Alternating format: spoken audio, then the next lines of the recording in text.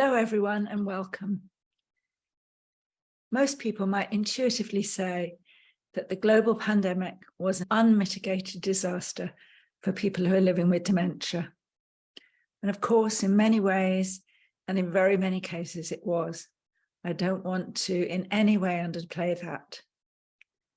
But I'm going to argue that this unprecedented crisis became an opportunity for some, and that there has been much to learn along the way. I'll be providing links to free resources at the end. And while I'm talking, I'd really encourage you to enter any comments or questions, which I will respond to as quickly as I can after the presentation. Just by way of a bit of background, Dementia Voices is made up of over 80 groups of people with dementia all across the UK, as well as individual dementia diarists who have made over 3,000 audio and video diaries in the past few years. Before the pandemic, most groups were meeting at least monthly in person, sharing their huge reserves of wisdom, practical knowledge, experience, and humour with others in the same boat. But Dementia Voices was, like so many other things in all our lives, cruelly interrupted in March 2020 by the pandemic and all the challenges that came with it. Groups and projects could no longer meet in person. We and all the groups had to quickly work out what sort of adjustments were needed to work in a different way. But from our ongoing engagement with people living with dementia, we soon realized that here was an opportunity to contribute to a real cultural shift, and one which people with dementia were leading. Of course, all the solutions and approaches were all there in the huge resource of thousands of people with dementia.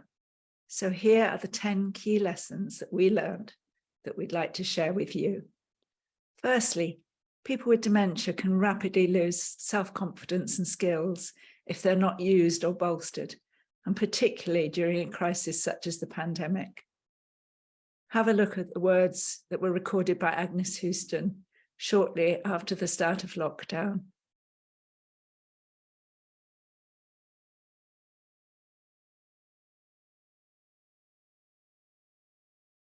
Secondly, people with dementia and their supporters may well need extra help in a pandemic or other crisis to adjust to changes in relationships that are already under pressure. My colleague Damien Murphy has been running online courses on getting along, which have been much appreciated by couples. Thirdly, given the opportunity, peers can support each other, promoting new, meaningful, honest connections, and also improving self-confidence. Many people with dementia can stay connected through online groups and gatherings. The Zoomettes were one example of a group of women living with dementia who set up their own virtual peer support group and then shared what they had learned about using Zoom with others. Fourthly, people with dementia can lead change and develop and shape services. They are an untapped, underused resource. On the slide here, I've got a screenshot of the dementia strategy for York, which the Minds and Voices group drafted themselves during the pandemic. The next lesson was that people with dementia can use their creativity to influence how we think about and frame dementia, and to make links with people in specific situations such as care homes. These activities and connections improve self-esteem and confidence in all involved, and challenge the negative portrayal of people with dementia, showing them as having skills and expertise to share. Here you can see pictures of Gail, one of our dementia craftivists, teaching on Zoom people in a care home how to make cards. I mentioned the dementia craftivists, and we learned from them that people with dementia have experiences and skills which they can use to make supportive and enjoyable links across communities, and to show that they still can. They've got plenty of skills to share themselves. External tutors are not needed. Our role can simply be to respond to ideas and help make things happen. And this is what happened in the case of the Dementia Craftivist project.